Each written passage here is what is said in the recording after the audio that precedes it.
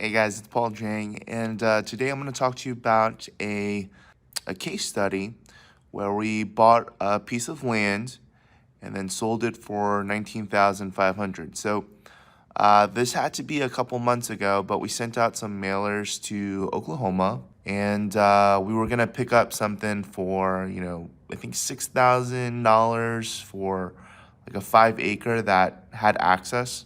So we were going to close on it ourselves, but realized that, we probably wanted to get like an attorney involved for this one, just because it had a situation where the dad that was going to sell it to us, he passed away from COVID. So that put a wrench in our plans, but the son said he's willing to sell it, and we had to go through probate, but only if, we would pay for it. Now, I just figured that it would be worth it for us. My wife gave the go-ahead, so we just kind of went with it. So we were going to split the probate cost. What was going to be $3,000, split it halfway, $1,500 on his side, $1,500 on my side. Just figured that would be like normal closing costs, and proceeded with it. Ultimately, something happened where he wasn't 100% honest, so it racked up another $1,500. It was a little bit more than I wanted to pay, right? But we ultimately got it through. It was a little bit of a mess. It took like an extra month for it to close than planned. But we ultimately closed on it. We bought it, and that was that. Our total in for this had to be like $10,000, something like that. So we started posting it on land.com, Facebook. One of my virtual assistants was posting a lot of properties for us, and basically we got an offer. We've had different inquiries on it, and I thought this property would sell, but it took a couple months, maybe like 4 or 5 months, from the time that we got it like under our name. But we basically got a deal, just closed on it yesterday, where the person put $550 down, $250 for a document fee. That document fee is for the paperwork that I gave to my virtual assistant, and he was very happy about it. Apparently he was going back and forth with a couple people, but this person finally pulled the trigger on it. It took me to do a phone call with him.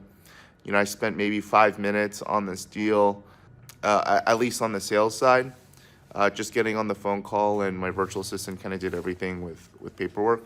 Yes, so time spent, I think on the buy side, just because the lawyer took a little bit longer, I maybe spent like an hour total on the front end, and then like 5 minutes on the sales end, because my VA kind of helps do all that stuff. Came out doing okay on this deal.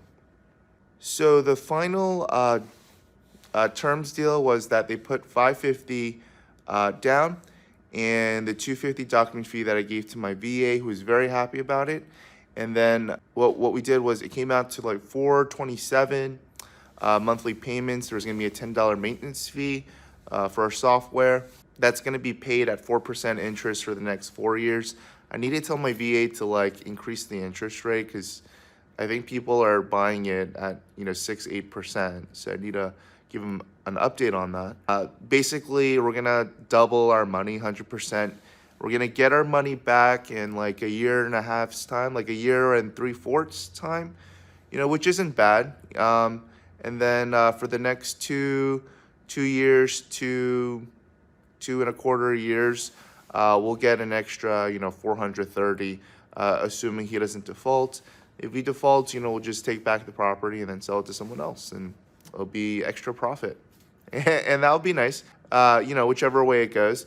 Most people, if they're going to pay that amount, they're going to stick with it. So I assume there won't be any problems. Seems like a decent guy. He plans on putting like a mobile home on it or something. He plans on clearing it out. So that's going to be it. And we're going to move along with our lives and go to the next deal. The upfront cost of that like $9,000 that we put, we took that cash from another deal and used that to basically pay for this land. So it's basically we just got like $430 for the next 4 years.